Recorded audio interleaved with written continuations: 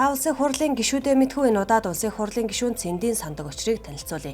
Багнуур дүүргийн 66 дугаар дунд сургууль Тэнгэрдээ сургуульд философи нийгмийн ухааны багш, удирдлагын академи төрийн удирдлагын менежер, төрийн удирдлагын магистраар сурчээ.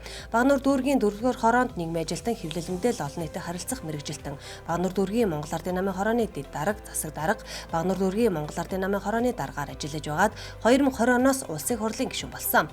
Улсын хурлын 13 дугаар тойрог буюу Налах Багнуур Багханга дүүргээс 12347 санал буюу хамгийн цөөн саналаар улсын хурл сонгогдсон. Монгол улсын хурлын гишүүн би ард түмнийхээ элчийн хувьд нийт иргэн улсын ашиг сонирхлыг эрхэмлэн төрт ёс, түүх соёлынхоо уламжлалыг хүндэтгэж, Монгол улсын үндсэн хуулийг дээдлэн сахиж, авилга ашиг сонирхлын зөрчлөөс ангид байж, гишүүний үүргээ чин шударгаар биелүүлэхээ тангаргалъя. Миний бие энэхүү тангаргаа няцуул хуулийн хариуцлага 763 сая хөрөнгөтэй сандаг очир гишүүн Багнуур хувьцаат компаниг гүйцэтгэх захирал Номин чулуунаас их хэмжээних ахуул авсан сураг бий.